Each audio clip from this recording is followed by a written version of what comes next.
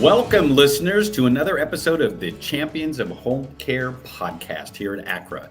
And in case you're new here, we want to make sure to share a reminder of exactly what this podcast is. Jason? Yeah, and if you're here, you've probably got a hunch, right? But we thought episode 4, Yes. Good time for a reminder. We're here to cover the latest home care news in Minnesota and explain home care service programs, hopefully making your home care experience as simple as possible. But we're also here to share community resources, tips and tricks for the many older adults and people of all ages with disabilities in Minnesota. And that's why for our last episode, we invited on Ellie Wilson, the executive director of the Autism Society of Minnesota, to join us and share a little bit about resources for the autism community. And boy, I'm sure you would agree with me, Jason, that Ellie did just a fantastic job of sharing some ideas about how to get kids prepared to go back to school, especially kids with autism and their families. She explained some of the many supports that the Autism Society of Minnesota offers and families. And hopefully that conversation will help people kind of unlock some of those tricks to create more independence and reduce some of the challenges that the kids encounter when they're getting ready to go back to school. And quite frankly, the families as a whole, because, being part of a family, the whole family is getting ready to send that kid back to school, not just the child themselves. So I just thought Ellie did a fantastic job, and I'm sure you feel the same way. So today we're going to continue to kind of focus on resources a little bit today as well. We're going to talk about the resources that for people with disabilities that are available in the community. And I think it'll be a fun twist, and we'll dive into some of those tips and tricks that you mentioned earlier, and for the accessibility and accommodation for individuals with disabilities, and particularly at the Minnesota State Fair, because that starts next Thursday. So anyway, Jason? It's an exciting time of year, right? We did back to school last episode, and now before back to school, you got to hit the fair. Yeah. So we're excited to talk about that. Cheese curds, yes. So let's bring in today's guest. It's Accra's Community Resource Coordinator, Kevin Lamminen. Kevin, how are you doing? Hey, doing great, guys. How about you? Great. Kevin, thanks for being here with us today. I think this is going to be, as Jason just noted, it's going to be a very informative and exciting podcast for our listeners, especially the tips and tricks that you can provide about the State Fair, because I've known Kevin a long, long time, Jason. We've worked together for better than 10 years. And I know one of the things that I know about Kevin is that he absolutely loves the State Fair. And he is a great collector of resources. When he goes to the State Fair, he comes out with bags of resource material and stuff. So he's the perfect guest for this topic. But Kevin, before we get into some of that, why don't you just share with our listeners a little bit, what is your role here at Accra as the Community Resource Coordinator? Oh, absolutely. Thank you, David.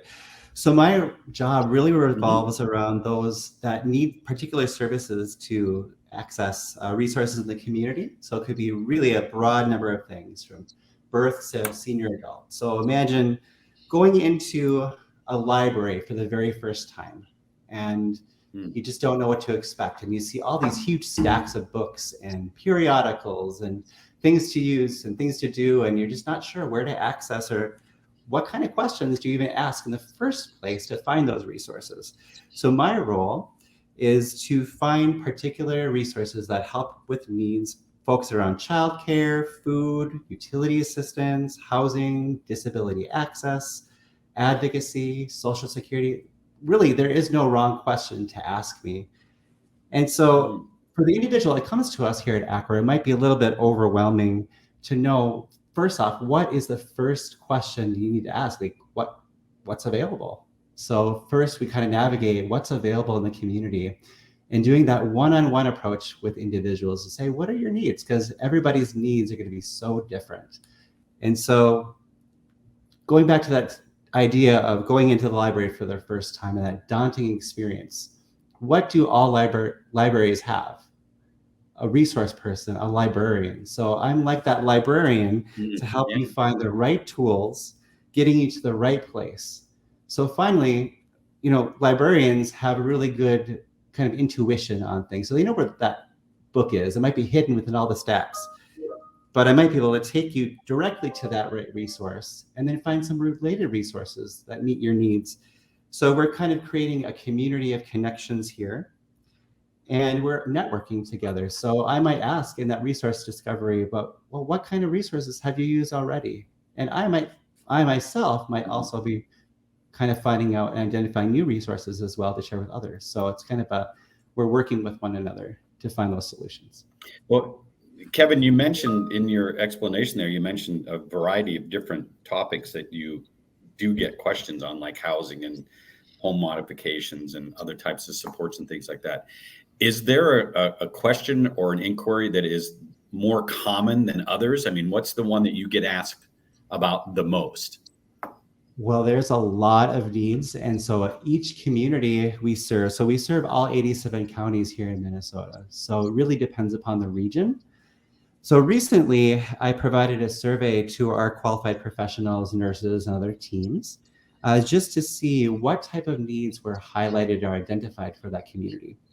And not surprisingly, we came up with a lot of things regarding mental health and isolation, and reminding ourselves that we do have those arms and mental health services here at Accra. So it's kind of a good fit. Also, where do I access food? Some of the very basic things. So we're looking at Maslow's hierarchy of needs, for instance. We got to work on those basic needs and kind of working our way up to that self-actualization piece. And so I might talk about food and finding the right farmer's market and how to utilize market bucks or a food shelf in the area. Also, transportation is a big factor here.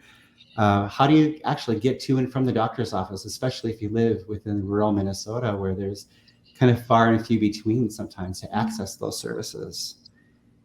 And then a common question is, how do I actually find staff? That's a big, huge issue in today's day and age, to find the right type of staff that's going to help meet your needs.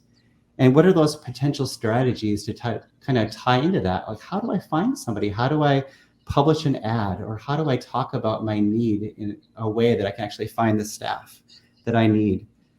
And then alongside of that, housing is a big, huge issue too in Minnesota, just to try to find that accessible housing and find those furnishings and those things that can actually help you live comfortably inside your home. So quite a lot of resources, and there are no wrong questions to ask. Yeah, a lot of this, Kevin, seems, housing, transportation, seems like it ties directly into social determinants of health. That's something you mentioned to us in planning for today's conversation. Can you explain a little bit more about the connection between these resources and how they are intertwined with those social determinants? Oh, absolutely. Great So question. first, let's just begin to kind of explain what a social determinant of health is. So social determinants of health really revolve around where somebody works, studies, plays, worships, or has community. And so tying the focus into that, if we're talking about some economic stability, people with disabilities may not understand that just because they have a disability doesn't prevent them from work and having a successful work life. You can kind of put those work pieces together alongside that disability. And so that kind of reminds me of an initiative that happened in Minnesota with Pathways to Employment. And their slogan was ready, willing, and able. And so kind of working with the individuals that have called me and I'm meeting with to let them know that you are ready, willing, and able, and we can get you back into the workforce if that's a possibility for you and your disability. So we talked about work, and the next is education and access. We realize that many people might need accommodations while they're seeking out, just finding a place for education. And what are those dreams and desires that we can really tap into? People have big dreams and big desires, and disabilities certainly don't stop them from being able to achieve these goals. And then, of course, because Accra provides healthcare, that's another way that we provide a pivotal role in having people have access to the right type of healthcare and kind of discovering how does their healthcare through Minnesota, medical assistance, their special needs care plans, and other types of resources and plans that they have really help out with access to healthcare. And sometimes people don't realize what all healthcare provides. So providing that educational component is really key. And then, of course, social and community connectedness is very key, especially when people are talking to us about feeling isolated and alone and feeling down. And so where are those places where you can have community, or having congregate dining, or a place just to call your own, or playing cards, or just kind of making those connections? And lastly, neighborhoods are very key. So how diverse are our neighborhoods? So finding those right resources so they're culturally appropriate. Maybe we're looking at diversity, equity, and inclusion. Those things are very key and critical for people to have fulfilled lives. And so not only that, we can look at internet access, or maybe recreation, or a wide variety of things that really tie into all of these social determinants of health. You know, Kevin, it occurs to me, and I never really thought about it in this context before, and I don't know why I haven't, but the services that you're providing by helping individuals identify and get connected with some of these community resources really does provide Accra the opportunity to be a more holistic home care provider.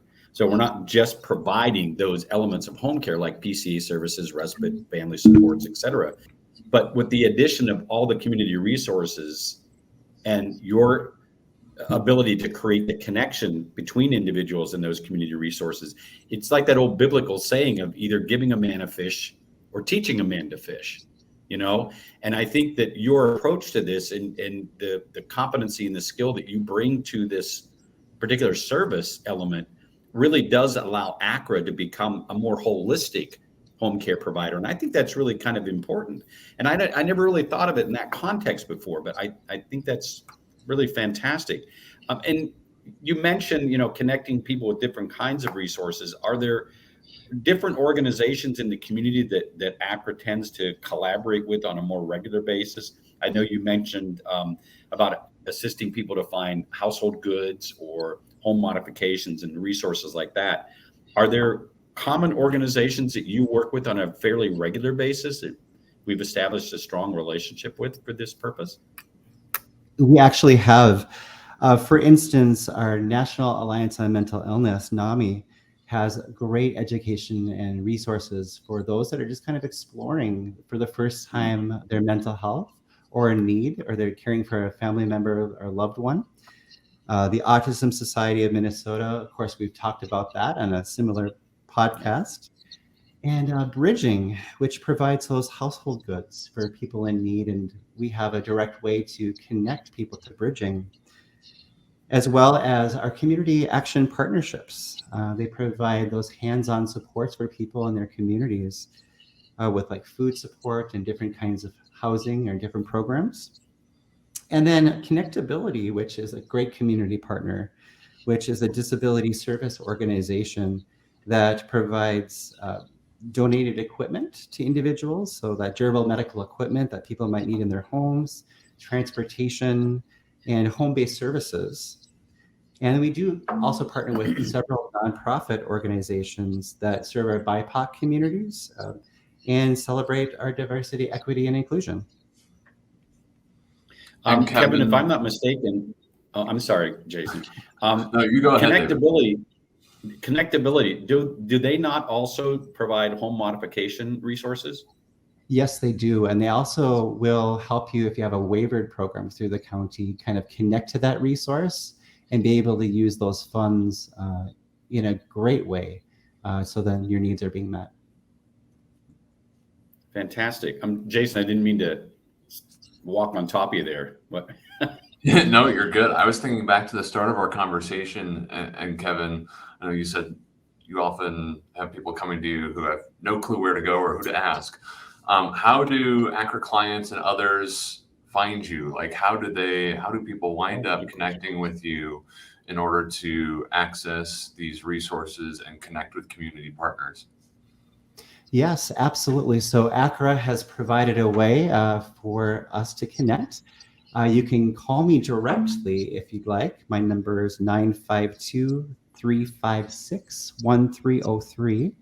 That'll get you directly to my desk so we can have that one-on-one conversation. Or similarly, if you're working with a qualified professional nurse or other individual that helps provide support to you from Accra, they can always send out a referral to me. Generally, I'm working on these requests right away between 24 and 48 hours, and we can kind of dive into all of these different things, knowing that there might not just be one need, but there might be a couple different needs kind of together, and we can kind of suss those out and kind of determine where our next steps are. Fantastic. And thank you for sharing your phone number, Kevin. I appreciate that. Okay, I'm very excited because I know, again, as I mentioned earlier in the podcast, Kevin's great affection for the state fair. So I'm really kind of anxious and excited to hear his tips and tricks for accessibility and accommodations and other aspects of the state fair. Kevin, could you kind of address that issue? Because the state fair, as Jason mentioned, it's coming up next week, and it's the Great Minnesota Get Together, right? So. Oh, absolutely. And so for those that are looking for discounted tickets, remember that your local club has a really good discount on those tickets, and those tickets for different kid fairs and different things like that. So save some money there. Another good tip is to bring a water bottle with you. It could be an empty water bottle because there's several hydration stations all throughout the fair. So you don't necessarily need to spend all your money on beverages, since there's certainly some really good foods that are available. But as far as accessibility, first I'd like to mention accessibility via hometown mobility, which has electric scooters, strollers, wagons, and wheelchairs. And they are available at the 5 locations inside the main gates of the state fair. They are open from 7 a.m. to 11 p.m. and 9 p.m. on Labor Day. So those scooters are going to cost about $70 for the day, but I've taken individuals with me that had mobility needs, and they are well worth it. All other items are about $20 to $25 per day. And if you're curious about how to charge up your electric scooter while you're at the fair, because chances are you're going to be there for a full day, if you're kind of checking everything out, there are electrical outlets to recharge those scooters at the Care and Assistance Southwest End Market, and also the Southside Grandstand. And to identify those charging stations, they will be designated with disability signs. Yeah. Now, for those that utilize ASL interpreting services, they are offered all throughout the fair. And if you want ASL interpreting, you can contact the State Fair by calling 651-288-4448, or you can email them at accessibility@minnesotastatefair.org. And then caption services are also available at many of the events. Now, for those individuals that have sensory-friendly needs, we do have an organization called Fraser that has a Fraser sensory building with trained sensory support volunteers.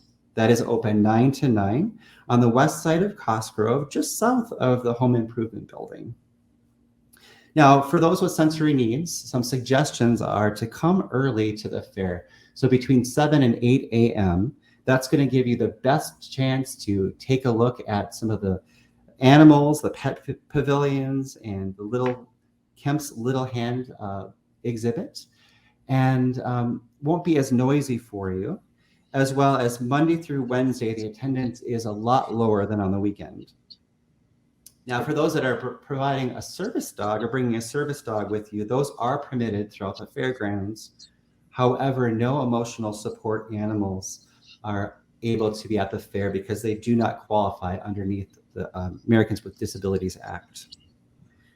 There is a universally designed changing restroom with a hoist by Momentum Refresh, which has a full-sized adjustable changing table and a ceiling hoist. It's a mobile restroom, but you do need to provide your own sling. And that location is off of Cosgrove on the east side, north of Lee Avenue. And for those that have visual impairment needs, there are large print daily schedules and maps available at any information booth. So those will be ready for you.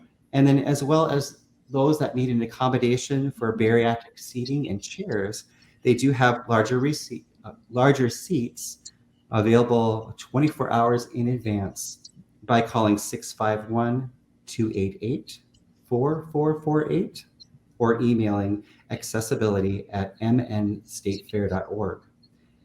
And lastly, before I let you go, I want to mention that there are 34 new foods this year at the fair. So this is exciting to me. So there's over 500 foods now, 500 foods and 300 concession stand locations. And I will not bore everybody by naming all 34, but I have selected a few that I'm thinking I'm going to try since I usually go at least 6 or 7 times to the fair. So the first one is bacon wrapped waffle dogs. Next one is basil hummus with spicy walnut topping. A bee sting sundae. Chicken momo with tomato chutney. Crispy lutefisk steam bun. Dill pickle cheese curd taco. Walleye fritter pops. And finally, pickle fries, which I can't wait to try. Kevin, you're making me hungry. I'm standing here drooling. That all sounds so separate. Well, not all of them, but a large number of them sound really, really good. But I have to ask one final question about. First of all, I'm fascinated by the amount of examples that you gave of accessibility features at the State Fair. I had no idea that there was an accessible bathroom with a Hoyer lift. Yes. Mounted into the ceiling. I had no idea that level of accommodation was available. So I'm so glad you shared that. But I'm dying to ask you, being the avid fairgoer that you are, what if you had to name your favorite thing about the Minnesota State Fair, what would that be? I love all the details. So people oftentimes get so busy in life, and it's the idea of just taking a pause and looking at each individual around you, knowing that we have so much diversity here in the state, and just being able to people watch for one.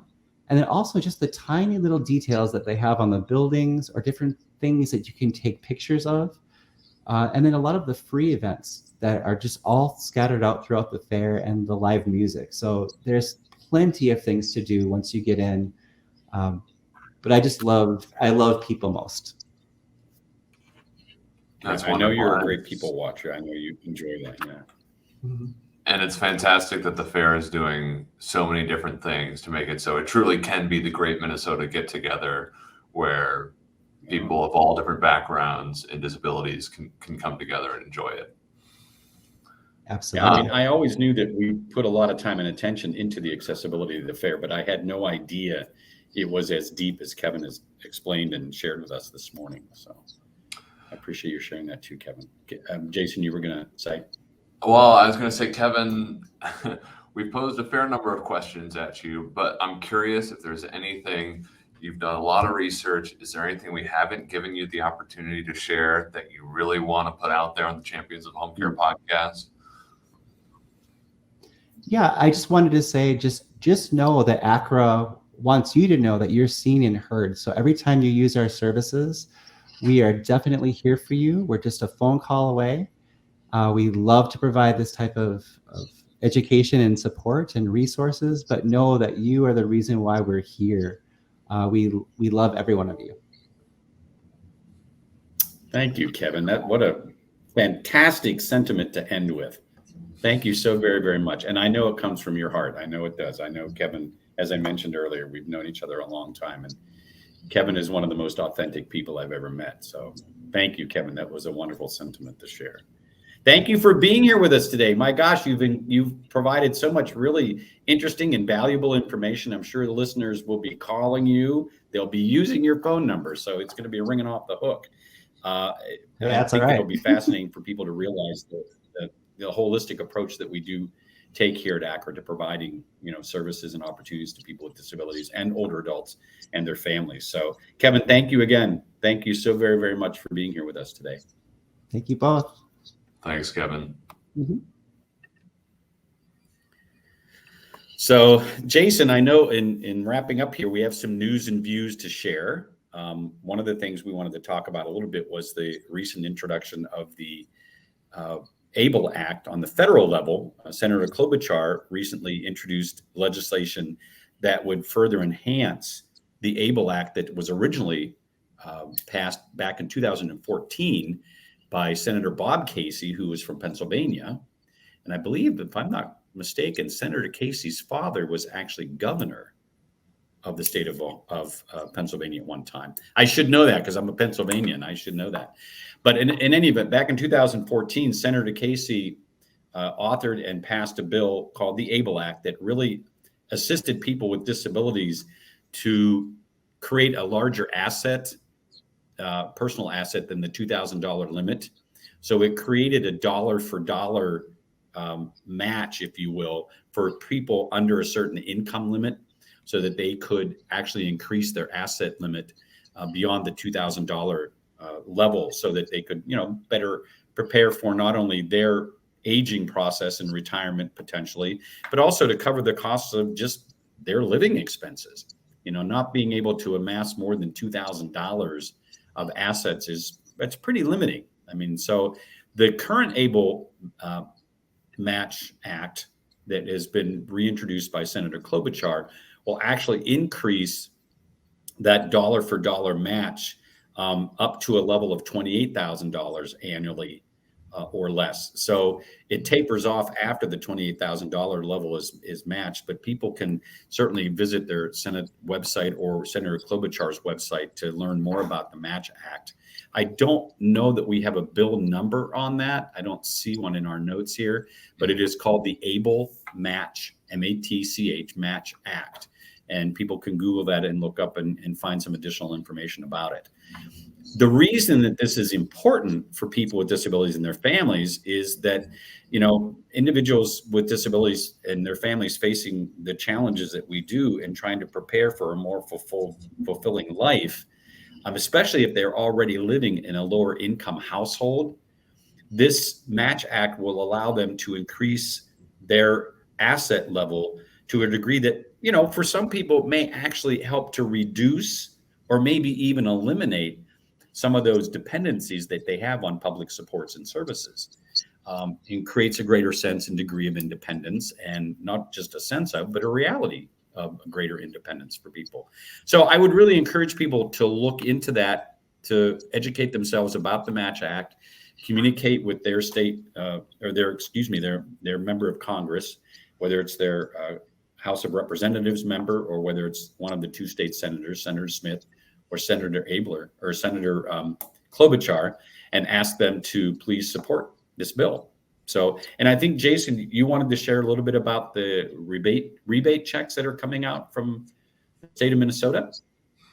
Yeah, let's get into a few of the details there. The state already started sending those rebate checks out to Minnesotans during the week of August 14th.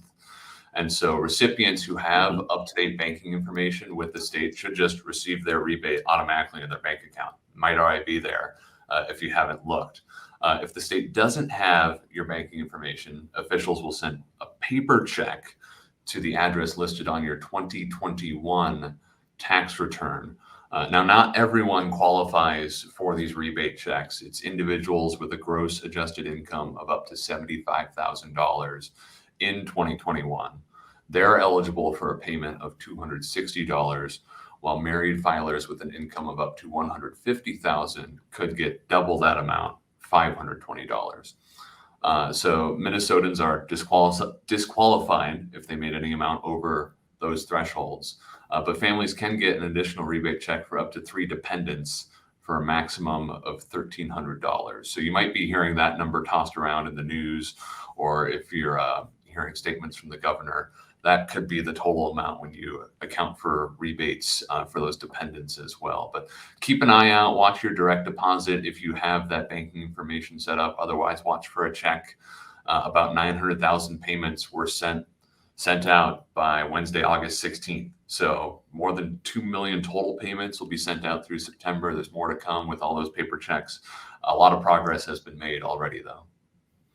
And if I might add, Jason, if people have questions about their eligibility or when they might expect their check or whatever, please don't call Accra because we don't have that information. It's not that we don't want to be helpful, but we just simply don't have that information. We would suggest that you call the Minnesota Department of Revenue, and you can find them online, or and call them directly, or send them an email to find out about your eligibility or any other questions you may have about it.